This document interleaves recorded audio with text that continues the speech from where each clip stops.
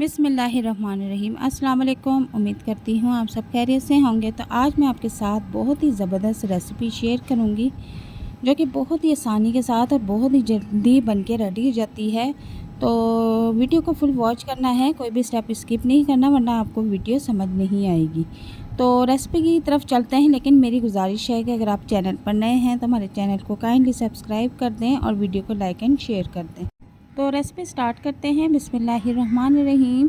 सबसे पहले मैंने यहाँ पर 2 अदद दरमियाने साइज़ के आलू लिए हैं और इन्हें मैंने छील लिया है। छीलने के बाद धोया भी था और धोकर इस तरह के इसके बारीक बारीक छोटे छोटे स्लाइसेस कर लेने हैं।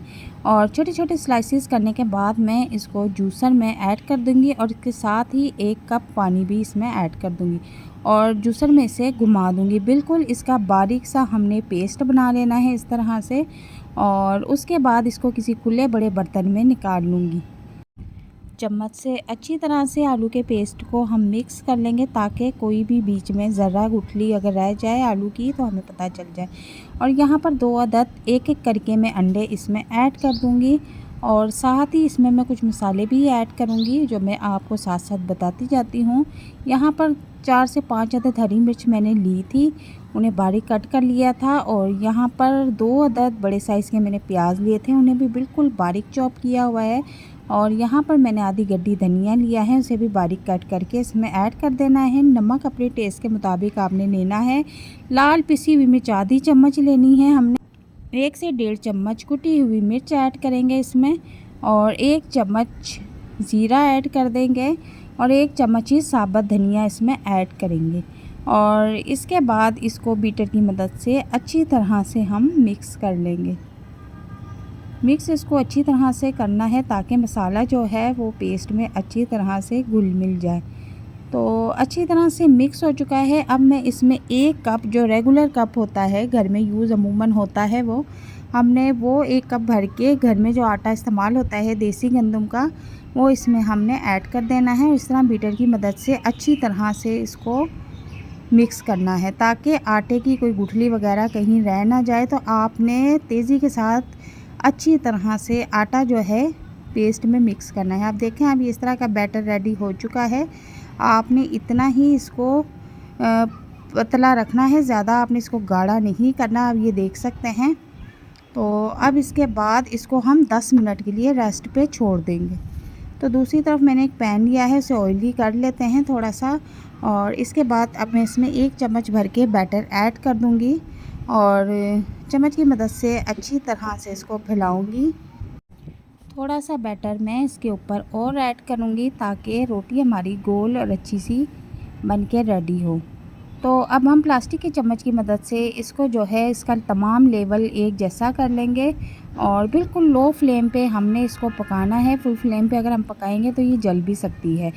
अब हम इसकी साइड चेंज करेंगे। साइड चेंज हम किसी चिमटे चम्मच से नहीं करेंगे। पैन के ऊपर हम एक प्लेट रखेंगे और पैन को उल्टा कर देंगे, वो रोटी जो है प्लेट में आ जाएगी और इस तरह हम वापस जो है पैन में पराठे को वापस डाल देंगे। एक बात आपने ज़रूर याद रखनी है कि आपने जल्दबाजी नहीं करनी। आपने ये सारे पराठे जो है बिल्कुल लो फ्लेम पे पकाने हैं और लो फ्लेम पे पराठे बहुत ही क्रिस्पी क्रंची मज़ेदार बन के रेडी होंगे और टेस्टी भी इतने होंगे कि आपका दिल करेगा कि रोज़ बनाएं। रेसिपी तो इतनी आसान है कि जल्दी से बन के रेडी हो जाती है।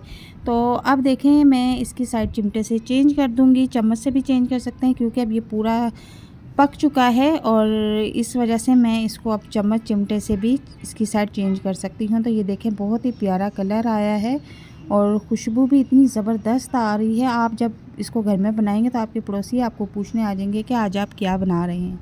तो देखें बहुत ही मज़ेदार पराठा बन के रेडी हुआ है। अब इसको अभी थोड़ा सा और जो है चटपटा करते हैं।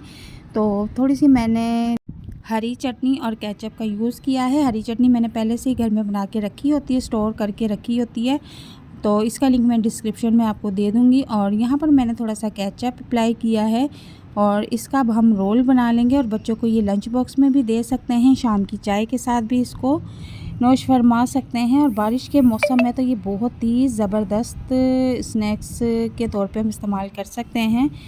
और ब्रेकफास्ट में भी आप इसे बना के खा सकते हैं, क्योंकि ये बहुत ही जल्दी बन के रेडी हो जाता है। इस पर कोई मेहनत भी इतनी नहीं होती और 10 मिनट में ये बन के तैयार हो जाता है। आप इस रेसिपी को घर में ज़रूर ट्राई कीजिएगा और मुझे कमेंट बॉक्स में लाजमी बताइएगा कि आपको ये रेसिपी कैसी लगी।